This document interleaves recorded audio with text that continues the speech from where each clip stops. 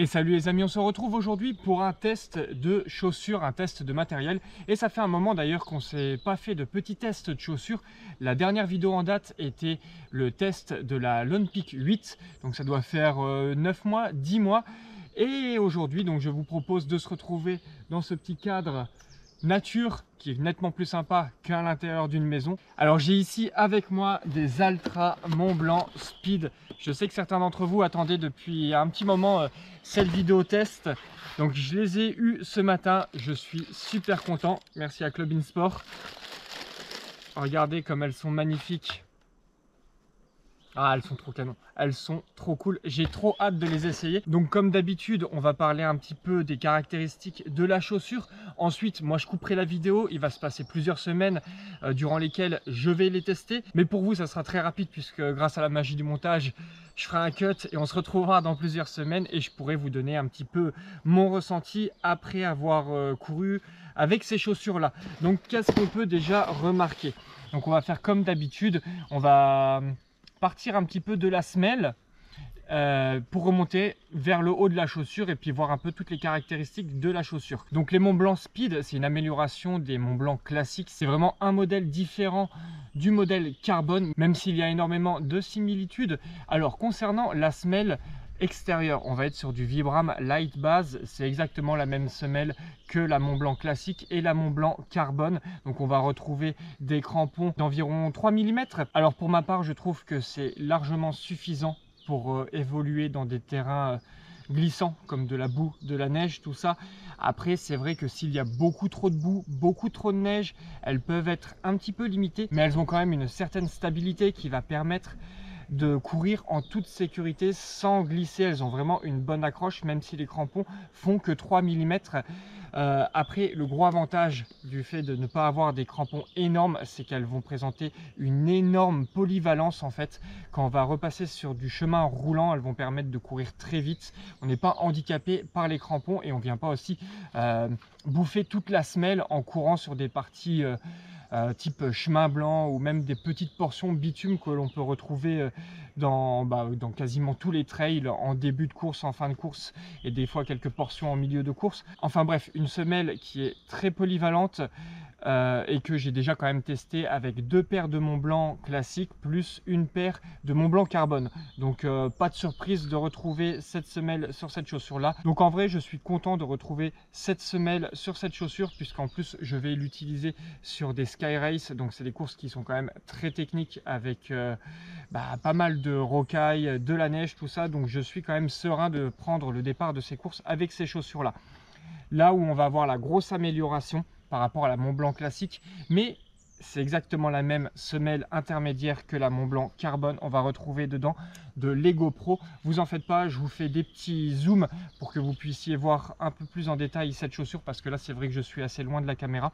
Donc l'Ego Pro, qu'est-ce que c'est? Alors la semelle intermédiaire, elle va être divisée en 2 semelles en fait. On va avoir la Ego Max qui va faire le tour de la chaussure et qui va assurer du confort, et au milieu, on va retrouver la semelle Altra Ego Pro qui est la semelle la plus légère de chez Altra. C'est la plus haut de gamme. Et l'alliage de ces 2 semelles font que pour l'instant, c'est la meilleure semelle intermédiaire de la marque. Et cette double semelle, on va la retrouver uniquement sur les chaussures Altra Montblanc Speed et l'Altra Montblanc Carbone. On va avoir aussi la Vanish Carbone qui, elle, dispose d'une semelle entièrement en Ego Pro. Alors là, c'est vraiment un alliage des deux. Parce que la Ego Max qui se trouve donc tout autour de la chaussure va assurer le confort et de la stabilité, et la Ego Pro va apporter du dynamisme, de la légèreté pour faire de la performance. Donc ensuite, la grosse différence avec la Altra Montblanc Carbone, ça va être la plaque, puisque effectivement il y a bien une plaque à l'intérieur, une Stone Guard qui va permettre d'apporter de la stabilité à la chaussure, mais également une certaine protection pour les cailloux. Alors dans la Altra Montblanc Carbone, effectivement, on trouve forcément une plaque carbone.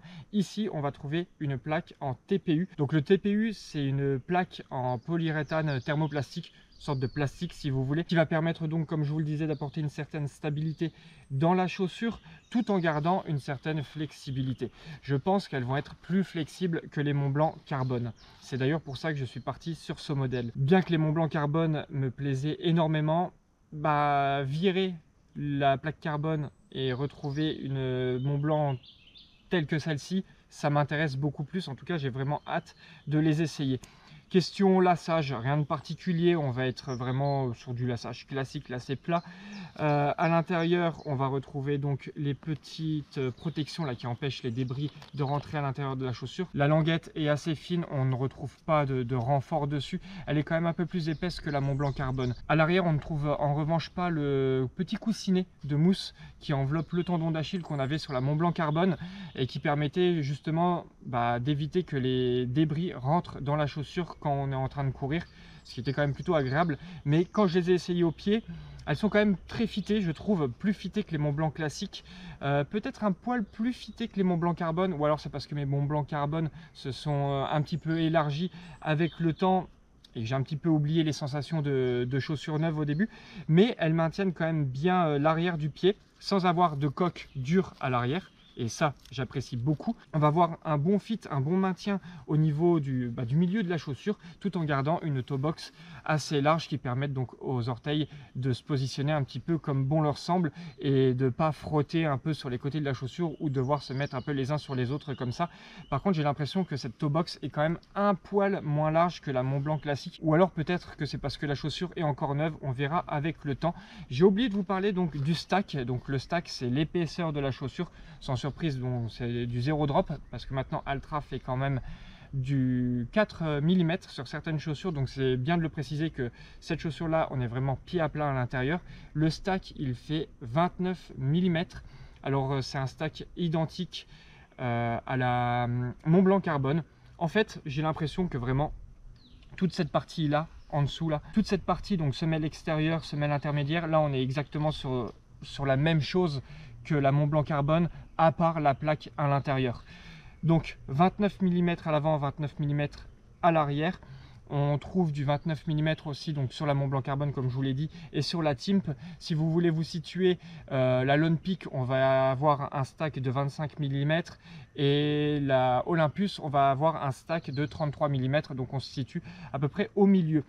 C'est assez épais, donc ça permet d'avoir un certain quand même confort si on veut les emmener sur de l'ultra endurance, et je courrai aussi mes ultras avec ce modèle, il n'y a aucun problème, tout en permettant quand même une certaine prise d'information du terrain.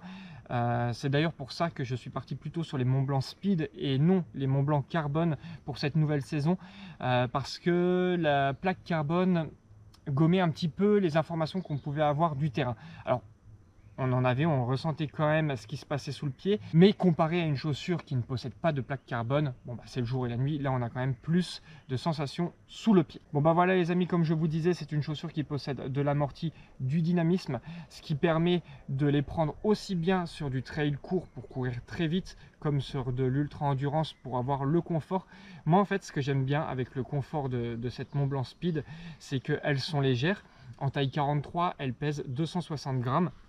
Donc c'est une chaussure légère pour courir vite, et je les apprécie justement dans mes courses de skyrunning puisqu'elles permettent de grimper très vite. On n'a pas un poids au niveau des pieds, elles sont très réactives, très dynamiques, et le fait d'avoir quand même de l'amorti au niveau du talon, ça permet vraiment de dévaler les pentes comme un cochon. Là on vient pas soigner sa foulée en essayant de faire du beau médio-pied, non, faut courir vite, donc forcément les pentes elles sont abruptes, on court vite donc forcément on talonne, et le fait d'avoir 29 mm d'épaisseur de semelle, ça permet quand même de bien amortir les chocs. Donc c'est pour ça que moi ça c'est vraiment des chaussures que je qualifierais de chaussures de compétition. En tout cas c'est comme ça que moi je vais m'en servir uniquement sur mes compétitions. Je vais pas m'en servir à l'entraînement, un petit peu quand même pour les tester tout ça. Je vais les emmener d'ailleurs pour le test sur la Sky Race des Matézins dans 2 semaines, donc comme ça c'est très bien, je vais vous donner un retour après la Sky Race. Donc question réactivité, dynamisme et confort dans les descentes, je vais avoir une très bonne expérience et je vais pouvoir vous donner le meilleur retour possible. Donc voilà les amis, je pense qu'on a fait à peu près le tour de cette chaussure. Elle est vendue à 190 €, donc c'est quand même 60 € moins cher que la Montblanc Carbone, alors qu'il y a en fait uniquement que la plaque carbone qui change. Il y a 2-3 petits détails, mais c'est vraiment le plus gros des changements. Bonjour. Alors forcément on est en pleine nature, il fait beau, les gens sortent, ils ont raison, ils se promènent. J'allais dire donc à l'intérieur on va trouver une semelle de propreté qui est amovible, rien de particulier. Elle est moins baquée d'ailleurs que la Mont Blanc classique, plus le genre de semelle qu'on peut trouver sur la Lone Peak. Par contre j'ai un petit doute sur la semelle intermédiaire de la Mont Blanc Carbone, je crois qu'elle était un peu plus baquée à l'arrière, mais bon en vrai ça on s'en moque, de toute façon on a quand même un bon maintien à l'arrière de la chaussure. Question coloris, et ben c'est le seul coloris disponible, que ce soit coloris homme ou coloris femme, c'est exactement le même. Mais après moi je l'aime bien, je trouve vraiment joli. Donc voilà les amis, je pense avoir fait le tour de la chaussure. Maintenant, on n'a plus qu'à les mettre au pied, courir et puis se faire son propre avis. Donc comme je vous disais, moi il va se passer quand même quelques temps, plusieurs semaines, le temps de bien les tester, de les emmener avec moi sur différents exercices. Donc comme je vous ai dit sur la Sky Race des Matézins, donc c'est très bien parce que je vais pouvoir les tester en compétition, en plus en montagne, sur des petites séances de up and down, des sorties longues ou des séances un peu plus courtes sur lesquelles on va mettre de la vitesse. De toute façon sur la Sky Race des Matézins, je vais mettre un max de vitesse puisque je vais aller chercher mon RP. Et bien voilà les amis, j'ai vraiment hâte de les tester. Je vous dis à tout de suite, réellement à dans plusieurs semaines, je garde les rushs au chaud et puis on se fait cette petite conclusion. Allez c'est parti les amis. Et bien voilà les amis, on se retrouve après un bon mois puisque nous sommes le 21 mai. Donc j'ai couru pas mal de fois avec quand même, j'ai couru la Sky Race des Matézins. D'ailleurs j'ai fait mon RP sur la Sky Race. Ah ça c'est vendeur pour ces chaussures là. Vous aimez bien ça. Non, j'ai fait la Sky Race des Matézins avec, donc ça m'a permis de les tester vraiment en conditions extrêmes, parce que le skyrunning, côté technicité, c'est extrême, mais en plus on avait pas mal de neige, tout ça. Je les ai mises également, donc à l'entraînement, tout ça, je les ai mises également au Belledo Trail, qui est une autre compétition à 30 bornes avec 800 de dénivelé. Et donc là, je pense pouvoir vous faire un retour sur ces chaussures après utilisation. Donc voilà, vous vous en doutez, mais je suis convaincu par ces chaussures, elles sont vraiment très bien. Il y a des points positifs, mais aussi quelques petits points négatifs. On va commencer par les négatifs, puisqu'on se souvient toujours des derniers points cités, et il y en a beaucoup plus de positifs que de négatifs. Mais côté points négatifs, on va retrouver donc le petit coussin à l'arrière de la chaussure qui est inexistant par rapport à la Mont Blanc Carbone. Alors c'est pas au niveau du confort que je l'aime bien, mais c'est surtout au niveau de protection pour que les débris évitent de rentrer dans la chaussure. Alors elle s'écarte beaucoup moins à la foulée qu'une Mont Blanc classique, mais les débris rentrent quand même plus facilement dans cette Mont Blanc Speed par rapport à la Mont Blanc Carbone. On va regretter juste un petit peu la semelle Vibram Light Base. Bon, c'est une semelle qui est quand même assez connue maintenant puisqu'on la retrouve sur la Mont Blanc classique, mais également sur la Mont Blanc Carbone. Mais c'est vrai qu'une Vibram Mega Grip, ça aurait été un petit peu mieux, sachant qu'il y a un petit défaut sur cette semelle, c'est que à ce niveau-là, ça se décolle un petit peu, et ça c'est dû aux longues descentes de montagne, notamment sur la Sky Race des Matézins, puisqu'elles sont tellement abruptes que tu te doutes bien que tu ne cours pas tout le temps sur du médio-pied, mais que tu viens talonner, et donc forcément tu viens raccrocher en fait comme ça vers l'arrière le sol, et au fur et à mesure ta semelle elle se décolle un petit peu. Faut que je les recolle et puis après le tour est joué. Voilà, ça va être les deux petits points entre guillemets négatifs qu'on va retrouver sur cette chaussure. Sinon, côté positif, elles tiennent vraiment bien au pied, elles sont très réactives. Elle est un petit peu moins réactive que des Mont Blanc Carbone, mais franchement, pour la différence de prix et tout ça, moi je prends les Mont Blanc Speed sans hésiter. De toute façon, ça va être mes chaussures de compétition pour l'année 2025. Elles tiennent bien au pied, que ce soit dans les montées, les descentes ou les dévers. Tu as assez de semelles pour faire des descentes sur du talon quand tu es un petit peu fatigué, donc soit des descentes très abruptes ou alors sur de l'ultra, donc au fur et à mesure que tu cours, forcément dans l'effort ta foulée va se dégrader et l'épaisseur de ta semelle permet quand même les fautes de pied. Donc c'est des chaussures aussi bien pour du cours rapide comme la Sky Race des Matézins avec du technique, ou du cours rapide avec moins de technicité comme le Belledo Trail que j'ai fait. Vous pouvez retrouver les vidéos sur ma chaîne, mais c'est aussi des chaussures vraiment confortables pour de l'ultra. Elles ne sont pas trop lourdes, donc voilà, zéro ampoule. Bon, après moi j'ai jamais d'ampoule avec les Altra, je les couple avec des chaussettes Injinji. Bon là je vous ai montré que j'ai pas des Injinji parce que je les garde souvent en sortie longue ou compétition, mais voilà, en associant les Altra avec les Injinji, j'ai 0 ampoule. J'en ai jamais, que ce soit sur du rapide, que ce soit sur de l'ultra. Elles sont super confortables. Moi j'adore Altra, et puis la toe box large, elle est quand même assez cool. On a quand même un bon maintien au niveau du coup de pied, et bah, sur le côté en fait, ce qui fait que quand on est dans le dévers, notre pied ne glisse pas à l'intérieur. Bon bah voilà, je pense qu'on a fait le tour de ces chaussures. Elles sont quand même nettement meilleures que les Montblanc classiques, mais elles vont être un poil moins bonnes que les Montblanc carbone. Mais moi franchement, je les adore et je vais courir quand même de nombreux kilomètres avec. Mon ultra de cet été, et bah, c'est celle-ci que j'aurai au pied. Elles n'auront pas trop de kilomètres puisque je les réserve quand même pour les compétitions et à la rigueur des sorties vraiment très longues durant ma préparation. Mais sinon, c'est vraiment mes chaussures de compétition.